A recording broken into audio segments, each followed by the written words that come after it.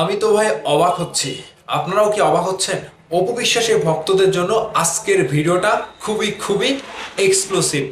আমি দেখতে পাচ্ছি এত কিছুর পরেও অপু বিশ্বাস কোন জাদু করে নিজেকে টাইম লাইনে রাখে এবং কোন জাদুতে তিনি নিজেকে এতটা আলোচনায় রাখে। যদিও তার হাতে কাজ নাই, সিনেমা নাই, তারপরেও যে কোনোভাবে অপু বিশ্বাসকে যেন নিজেকে আলোচনার কেন্দ্রবিন্দুতে শীর্ষ অবস্থানে রাখতে হবে। এটাই হচ্ছে অপু বিশ্বাসের হাতের জাদু। আর এই জাদুতে অপু বিশ্বাস রীতিমতো কিভাবে তিনি ধরে রাখছে নিজেকে, সেটা একটু আপনাদের সাথে খোলাসা করি। পুরো ভিডিও জুড়ে সাথেই থাকবেন, আমি লিখন আছি আপনাদের সাথে।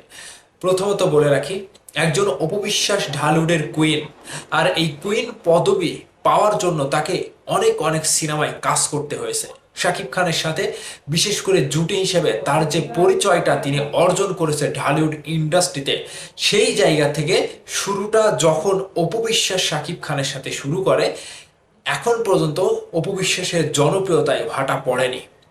সিনেমায় কাজ না থাকলেও অপু বিশ্বাস যেভাবে নিজেকে বিভিন্ন মাধ্যমে, কখনো বা ব্যবসায়ী, কখনো বা মডেলিং, কখনো বা স্টেজ প্রোগ্রাম, কখনো বা যে কোনো কারণে যে কোনোভাবে তিনি নিজেকে আলোচনায় রাখতে সক্ষম হয়েছে।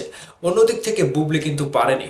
বুবলির না পারার কারণটা বুবলি নিজেই জানে কোথায় কমতি রয়েছে। এবং অপু বিশ্বাস যেন বাংলাদেশের যতগুলো নায়িকা রয়েছে প্রত্যেকটা নায়িকার থেকে সবসময় কিন্তু আলোচনার টপ লেভেলে থাকে।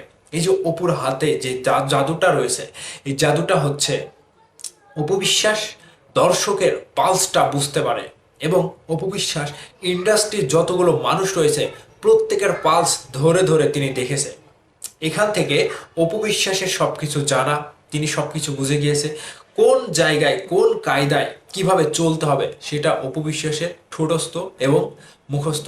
আজকে বাংলাদেশ থেকে পেরিয়ে লন্ডন পর্যন্ত যেভাবে কাঁপাচ্ছে, এটা শাকিব খানের অবদান তো রয়েছে, পাশাপাশি অপু বিশ্বাসের তীক্ষ্ণ বুদ্ধি, তীক্ষ্ণ জ্ঞান এবং ইন্ডাস্ট্রি পরিচালনা করতে গেলে কি কি করতে হয়, কিংবা কোন জায়গাতে কোন পরিচালকের সাথে কোন ব্যবসায়ের সাথে কোথায় কিভাবে মিশতে হয়, অপু বিশ্বাস জানে।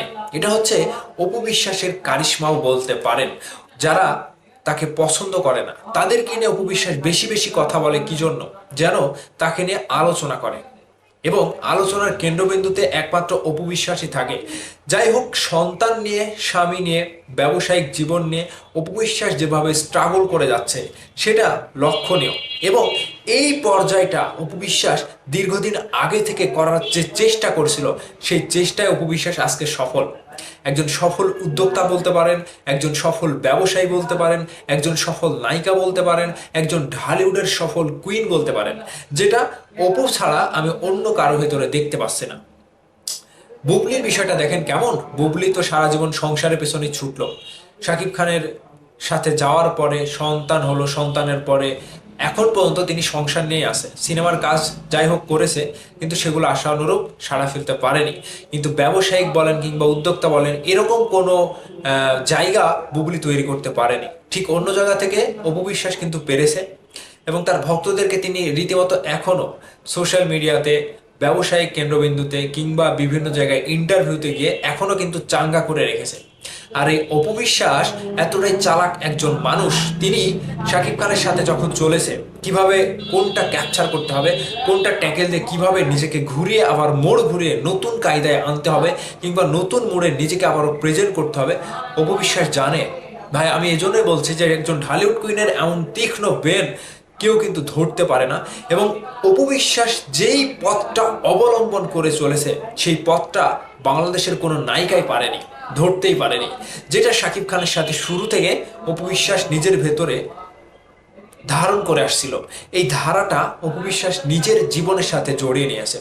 ঠিক সেই জনপ্রিয়তা আজকে অপু বিশ্বাসের জন্য বিশাল বড় একটা সুবর্ণ সুযোগ এবং সুবর্ণ সময় কিন্তু কাজ করছে। আপনি পেছনে যা কিছু করেছেন সেগুলো কিন্তু একটা সময় আপনার উপরে ইফেক্ট ফেলবে। ঠিক অপু বিশ্বাস এমন কিছু পেছনে করেছিল যার কারণে আজকে তিনি ঢালিউডের সর্বশ্রেষ্ঠ টপ কুইন হিসেবে এখন পর্যন্ত কাজ না করেও তিনি নিজেকে আলোচনায় রেখে দিনের পর দিন মানে কাঁপিয়ে যাচ্ছে। এটা অপু বিশ্বাসের বিশেষ একটা গুণ এবং তার ভেতরে এই গুণটা রয়েছে জন্যই তিনি সবকিছু ট্যাকেল দিয়ে নিজেকে এখনো ধরে রাখতে পেরেছে এবং নিজেকে এখনো শীর্ষ অবস্থান করাতে তিনি সক্ষম হয়েছে। আমার কথাগুলো যদি ভুল না হয়ে থাকে, আপনাদের মতামত কমেন্ট করে অবশ্যই জানাবেন। ভালো থাকবেন সবাই।